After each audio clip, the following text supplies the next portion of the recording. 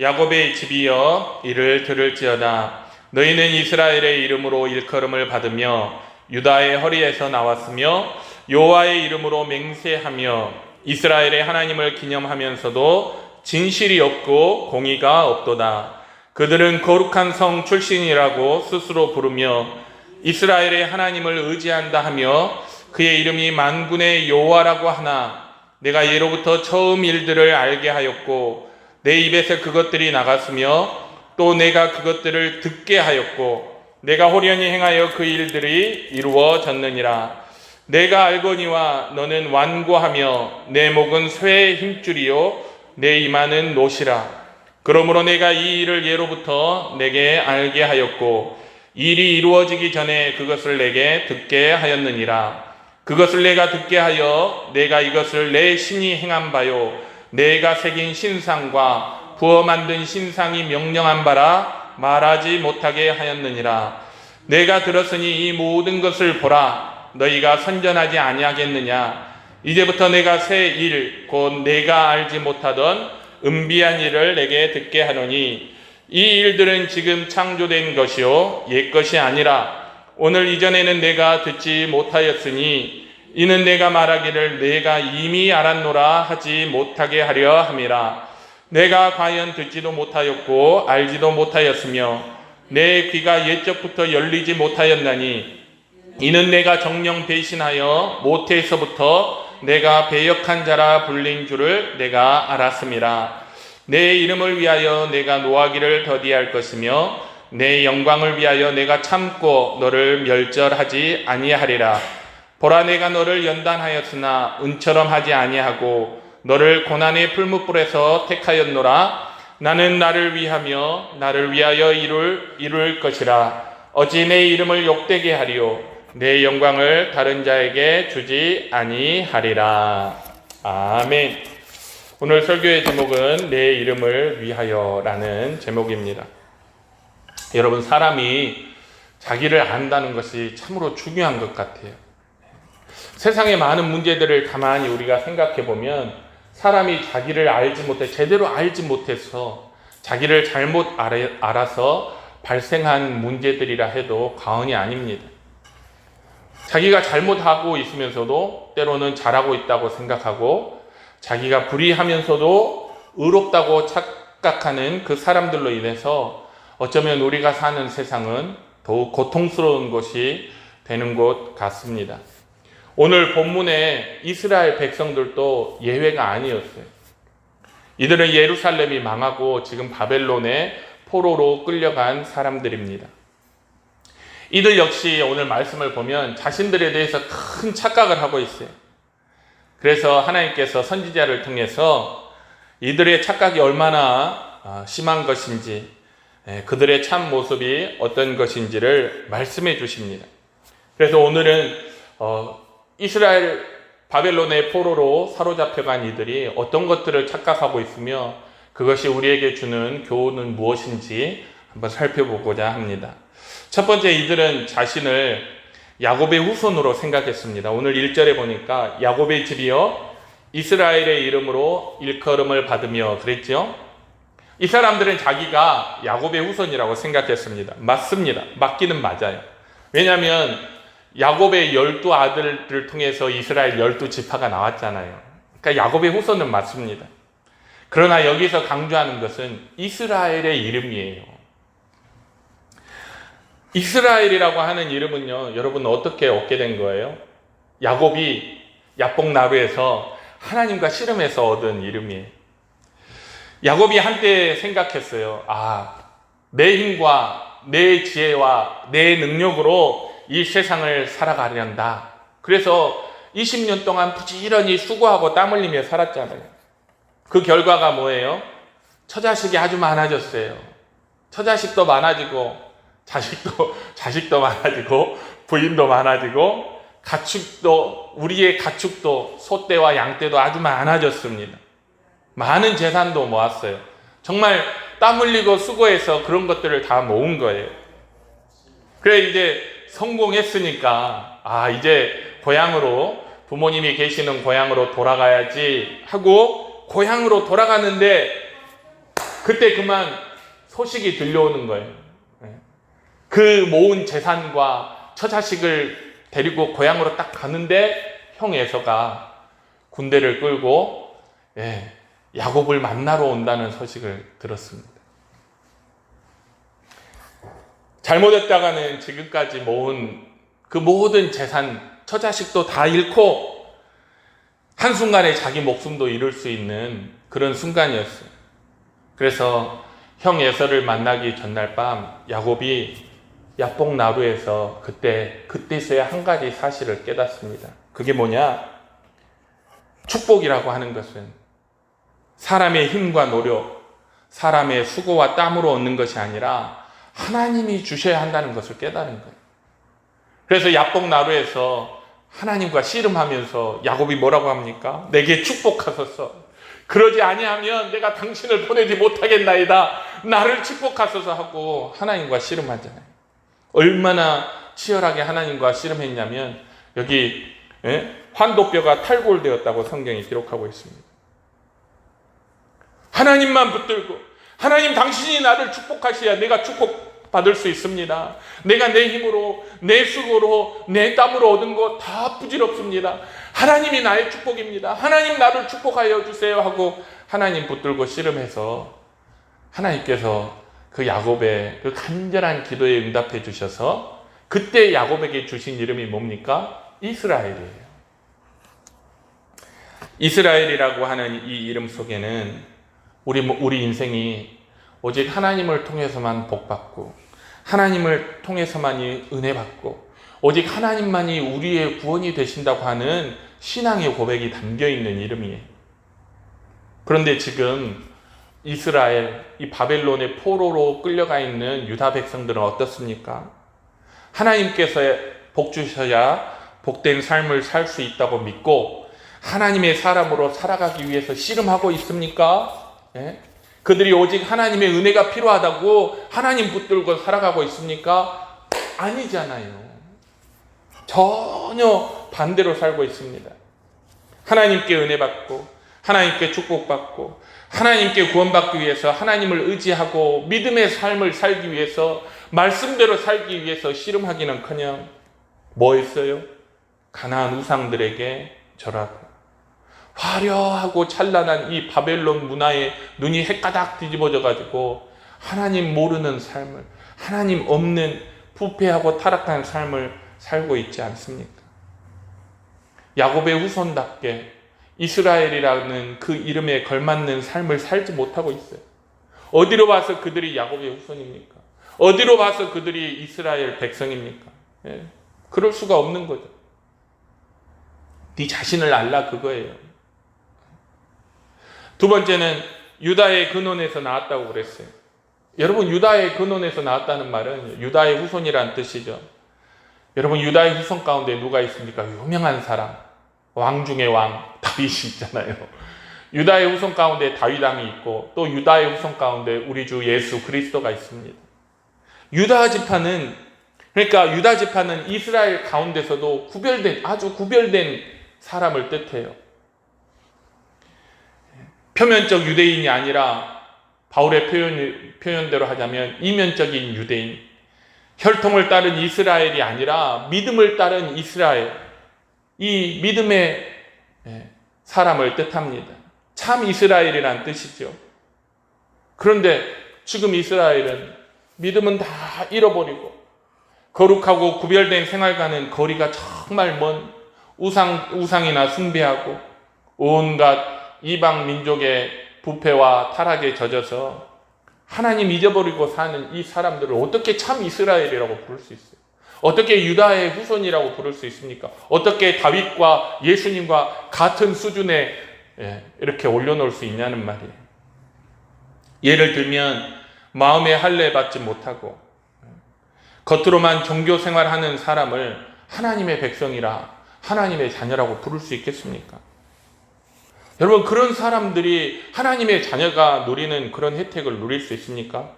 교회에 다닌다고 해서 모든 사람들이 하나님의 자녀로서 구원받은 성도로서 하나님이 주시는 은혜와 복을 누릴 수 있습니까?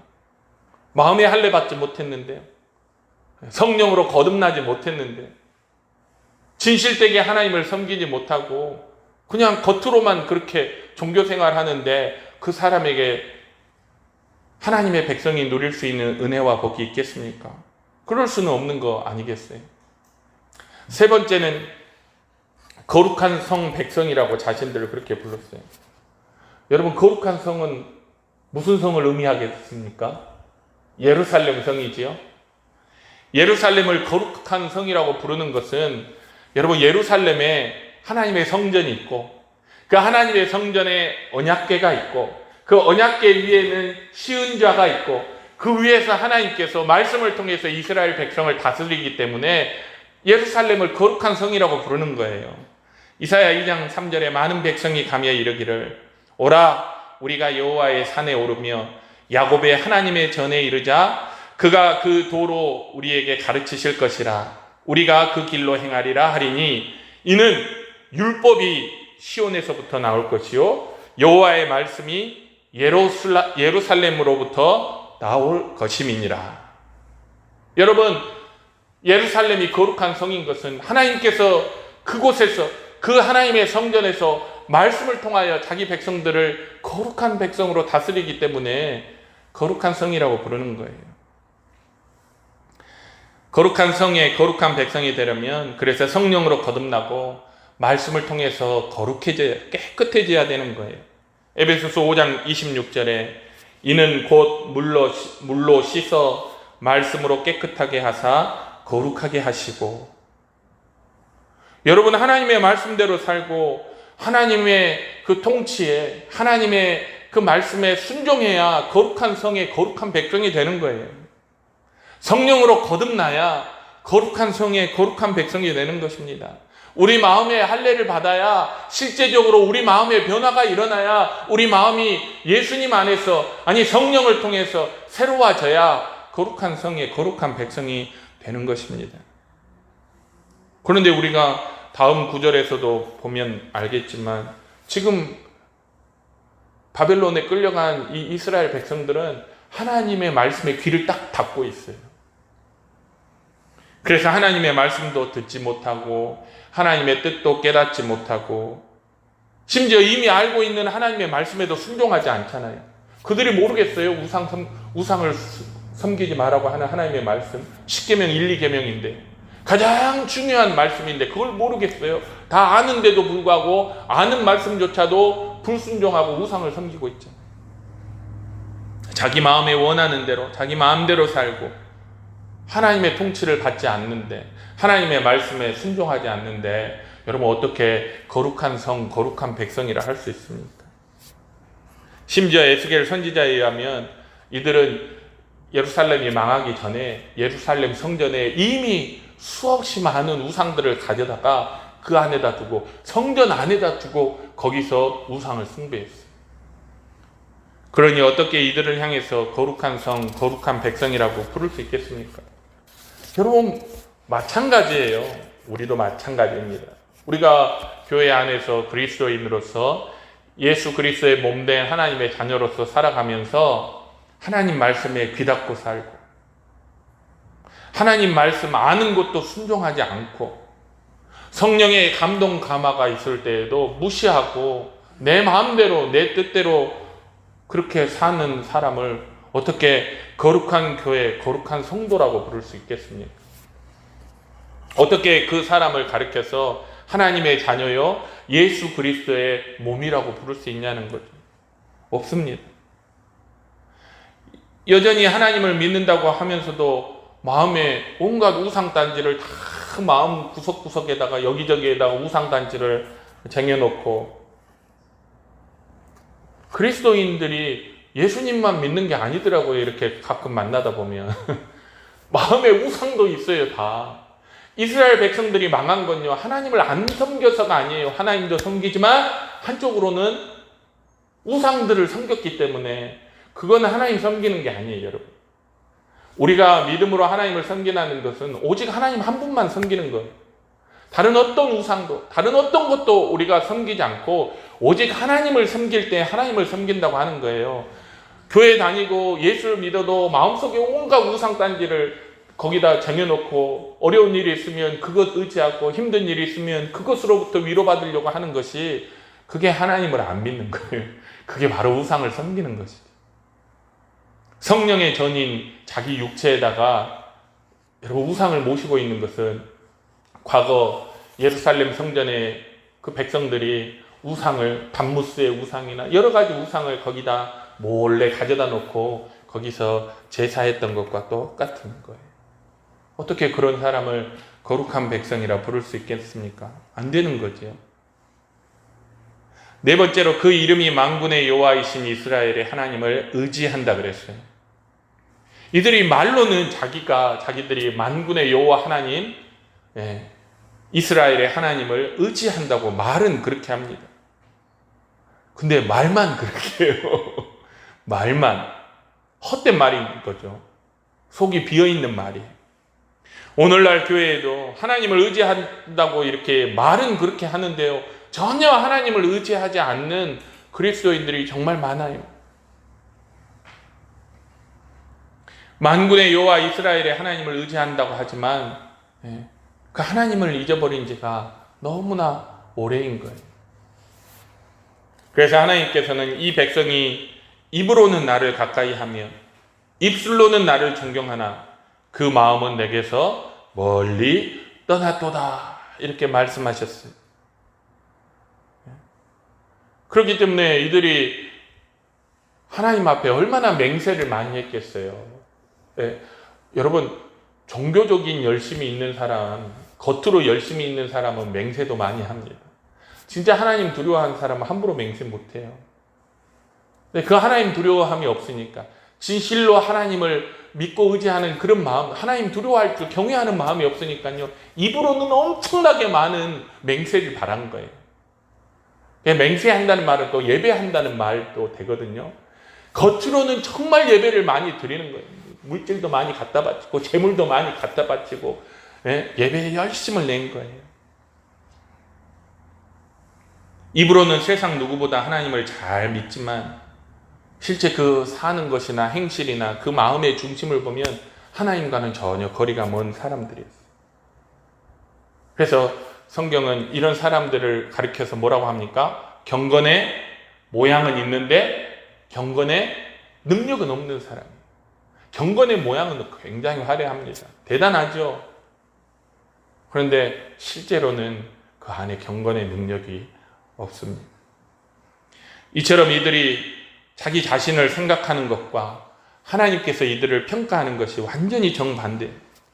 그들 스스로는 하나님의 택하신 선민이요 거룩한 백성이며 하나님을 예배하는 백성이라고 이렇게 생각했지만 하나님께서 그들을 향해서 뭐라고 하셨습니까? 오늘 4절에 보면 내가 알거니와 너는 완고하며 내 목은 쇠의 힘줄이요 내 이마는 노시라.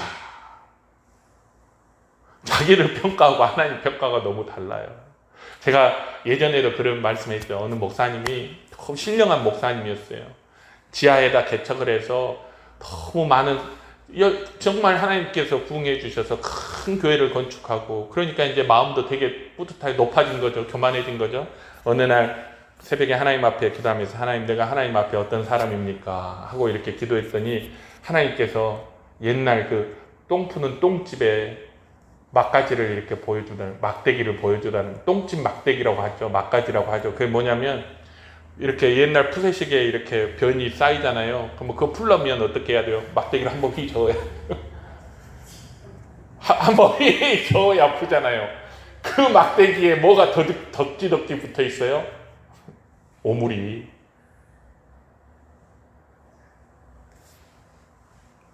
자기는 대단한 줄 알았는데 하나님 보시기에는 그렇다는 거예요. 이스라엘 백성들이 자기는 대단한 선민이요 거룩한 백성이요 하나님을 의지하는 자라 생각했는데 실제로 하나님이 보니까 네 목은 구부러지지도 않는 강철이요 네 이마는 뻔뻔함이 그지없는 노쇠라 이렇게 말씀하시는 거예요. 그래서 선지자는 헛되이 이스라엘의 이름을 자랑하는 이들에게 새로운 이름을 하나를 딱 붙여주는데 그 이름이 뭡니까? 패역한 자라. 너희가 하나님의 거룩한 백성 이스라엘이 아니라 너희는 패역한 자라. 8절에 내가 과연 듣지도 못하였고 알지도 못하였으며 내 귀가 옛적부터 열리지 못하였나니 이는 내가 정녕 배신하여 모태에서부터 내가 패역한 자라 불린 줄을 내가 알았습니다. 옛날 성경은 패역한 자라 불렀어요. 훨씬 더 뜻이 분명히 패역한 자라. 이스라엘 아니야. 뭐 이스라엘 유다 후손 아니야. 너희는 패역한 자야. 뭐 그리스도인 아니야. 너희는 패역한 자야. 이사야 선지자는 이들이 하나님을 향하여 성실치 못하고 의롭지 못하다고 책망했어요. 지금 그걸 책망하고 있는. 너희는 성실하지도 못하고 공의롭지도 못하고 의롭지도 못하다. 하나님 앞에서. 반면 이사야 선지자가 계속 말하는 것은 그러나 하나님은 끝까지 자기 백성을 향해 성실하시고 의로운 모습을 보여주시는 거예요. 3절에 보면 내가 예로부터 처음 일들을 알게 하였고 내 입에서 그것들이 나갔으며 또 내가 그것들을 듣게 하였고 내가 호련히 행하여 그 일들이 이루어졌느니라. 비록 하나님의 백성이라고 하는 이스라엘 백성들이 정말 완악하고 마음은 완악하고 정말 부끄러움을 모르는 파렴치한 백성이지만 하나님께서 그 선지자들을 통해서 그들에게 앞으로 일어날 일들을 미리 알려주시고 또 알려주신 그 일들을 하나님께서 하나도 빠짐없이 다 이루어주셨어요.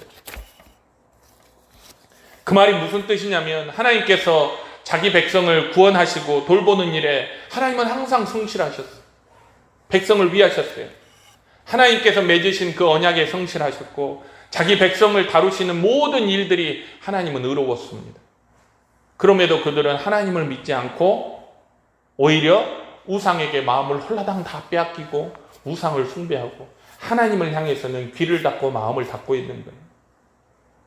오히려 자기들이 바벨론에서 그래도 포로로 끌려가서 어떻게 살아가는 그것을 전부 다 바벨론에서 만나게 된 우상 덕분이라 그렇게 생각하는 패역한 자들이었습니다. 어쩌면 지금 이 시대에 많은 사람들, 우리도 마찬가지예요. 하나님께서 이미 옛적부터 일어난 모든 일들을 성경을 통해 우리에게 말씀해 주시고 앞으로 일어날 일까지 우리에게 다 말씀해 주셨어요.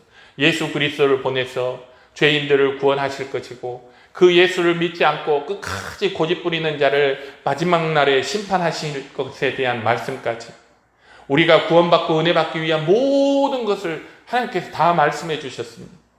그럼에도 불구하고 많은 사람들이 여러분 하나님을 믿지 않습니다.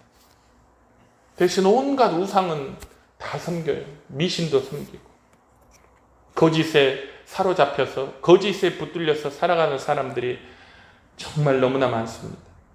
하나님의 표현대로라면 어쩌면 우리 역시도 구부러지지 않는 강철로 된 아주 뻣뻣하고 교만한 목을 가진 사람들이요 이마는 노수로 되어 있어서 도무지 부끄러움을 모르는 뻔뻔한 사람들일 수도 있다는 말입니다.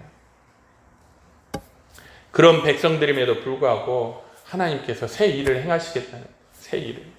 지금까지 하나님이 이런 일들을 다 해오셨는데 자기 백성을 구원하시기 위해서 자기 백성을 지켜주시기 위해서 여러 가지 일들을 해오셨는데 아직도 그 모양이니 내가 또 새 일을 하나 더 행하겠다 하시는 거죠. 하나님은 이렇게 자기 백성을 향해서 계속해서 성실하시고 의로우신 그런 하나님입니다. 하나님께서 행하실 새 일이란 것은 다름 아닌 고레스를 통해서 자기 백성을 바벨론에 손하기 위해서 구원하시는 거예요. 그런데 이 일에 대해서 하나님이 뭐라고 하시냐면 이 일은 지금 창조된 것이고 옛 것이 아닌 새 일이라 이렇게 말씀하세요. 아니 여러분 이미 고레스를 통해서 이스라엘 백성을 구원하신다고 하는 말씀은 150년 전에 이사야 선지자를 통해서 이미 들은 말씀 아닙니까?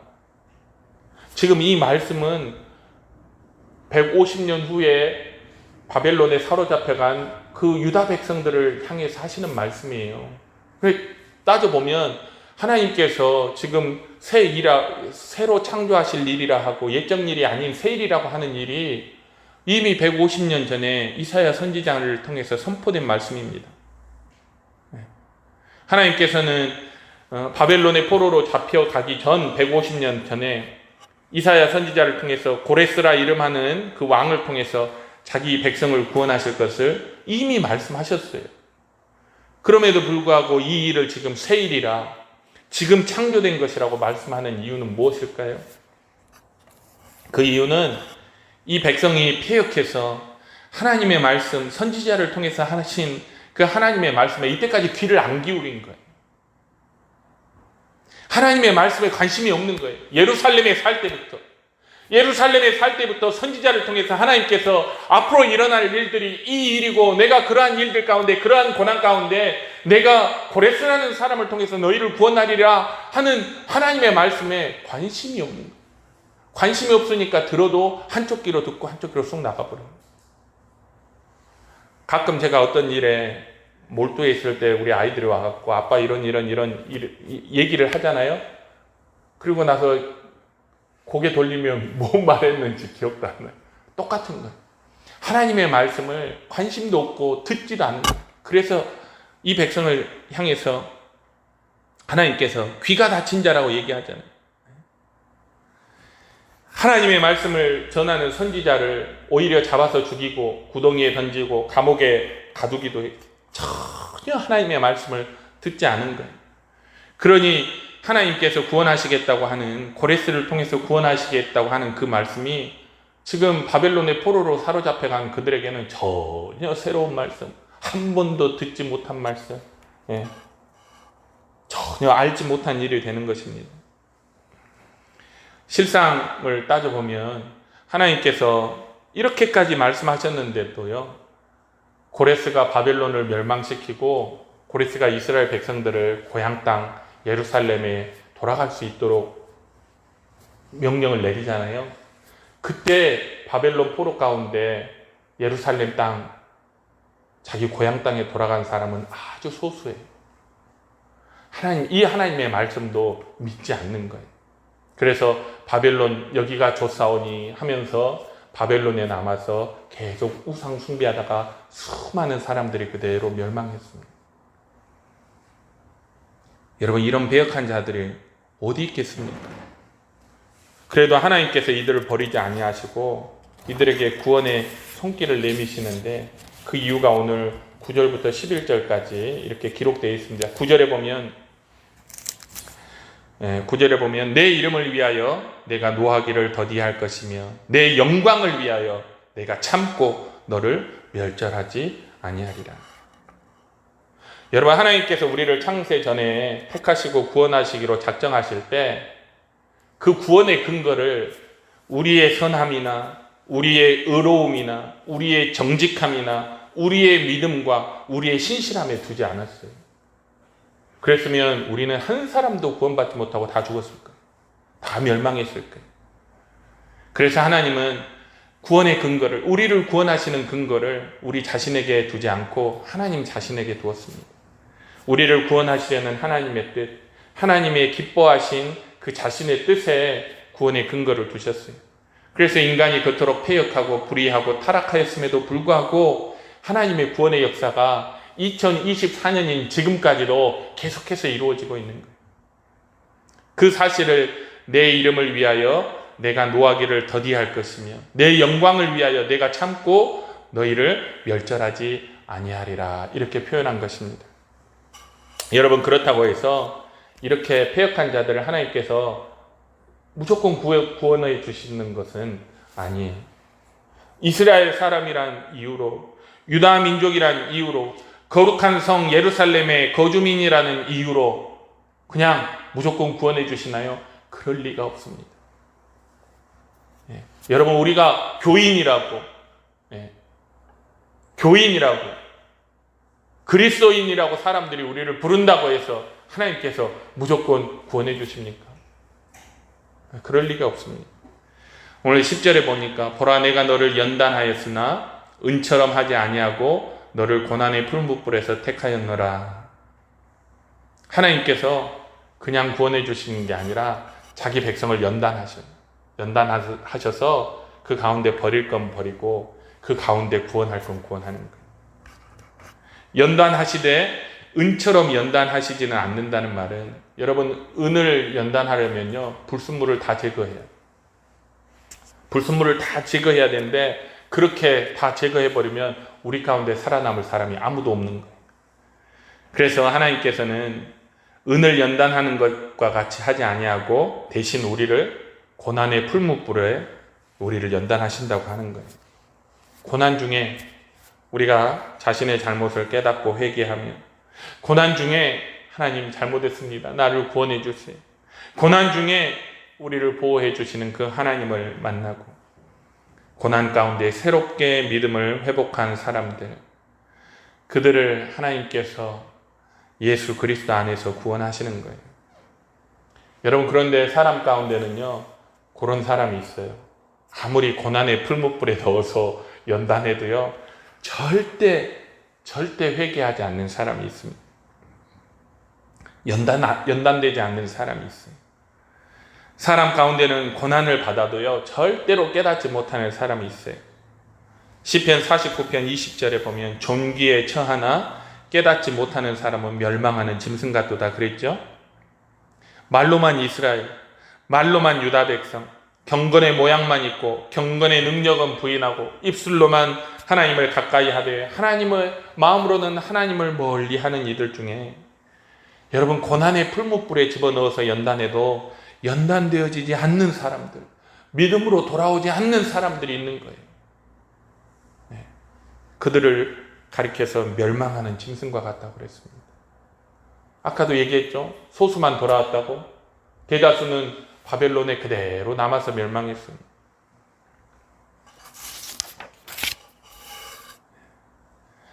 여러분, 고난의 풀무에서 연단을 받는 것도 하나님의 은혜입니다.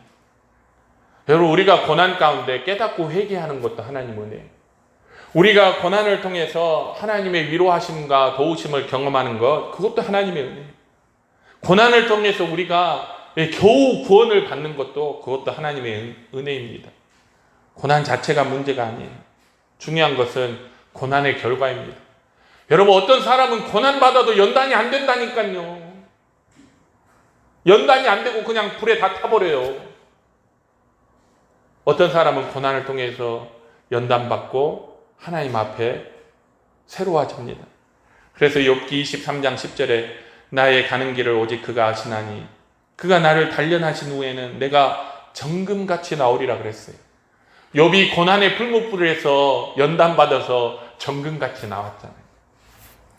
여러분, 그리스도인은요, 참 그리스도인은 고난의 풀무에서 정금같이 나와야 합니다. 정금이 되어야 돼요. 하나님 마음에 합당한 사람이 되어야 됩니다. 믿음의 사람, 감사의 사람, 진실로 그 마음으로 하나님을 가까이 하는 사람, 하나님께 감사로 제사 드릴 수 있는 그런 사람이 되어야 해요. 그것이 고난을 통해서 얻는 가장 큰 유익입니다. 이 땅에서의 여러 가지 고난의 풀무불이 여러분을 정금으로 연단할 수 있기를 주님의 이름으로 축원합니다. 고난이 여러분을 믿음의 사람으로 만들 수 있기를 축원합니다. 고난을 통과한 후에 홀라당 다 타서 없어져 버리는 멸망하는 그런 사람이 아니라 고난을 통과한 후에 그리스도의 빛과 향기를, 정말 영롱한 그리스도의 빛을 발할 수 있는 교회와 성도들이 되시기를 주님의 이름으로 축원합니다. 그래서 우리 모두가 이름뿐인 유다, 이름뿐인 이스라엘, 이름뿐인 거룩한 백성이 뭐가 그렇게 대단하겠습니까? 이름뿐인 목사, 이름뿐인 장로, 이름뿐인 집사, 이런 게 뭐가 그렇게 대단하겠습니까? 아무것도 아니에요. 우리는 진짜로 하나님 앞에 연단받아서 정금같이 나와서 하나님의 이름을 영화롭게 하고 하나님께 하나님의 영광을 돌릴 수 있는 교회와 성도들이 되시길 주님의 이름으로 축원합니다. 기도하겠습니다. 사랑과 은혜가 충만하신 아버지 하나님, 감사합니다. 정말 우리는 우리 자신에 대해서 너무나 잘 모릅니다. 잘하고 있는 것 같다고 착각하지만 못하고 있는 게 많고, 의롭다고 생각하지만 불의한 것도 많습니다. 과거 이스라엘 백성이 자신을 선민이요 유다의 후손이요 야곱의 자손으로 이스라엘이라 이름하는 그러한 특별한 사람이라 그렇게 생각했지만 하나님 보시기에는 오직 패역한 족속일 뿐이었던 것처럼 하나님 우리가 그와 같은 전철을 밟지 않도록 우리는 하나님의 이름에 합당하고 그리스도인이라 부르기에 부끄럽지 않은 그러한 온전하고 참된 예수 믿는 사람들이 다 될 수 있도록 정말 하나님을 마음으로 진심으로 가까이 하며 하나님 앞에 영광 돌리는 교회와 성도들이 다 될 수 있도록 주님 축복하시고 인도하여 주시옵소서. 감사드리며 예수님의 이름으로 기도드립니다.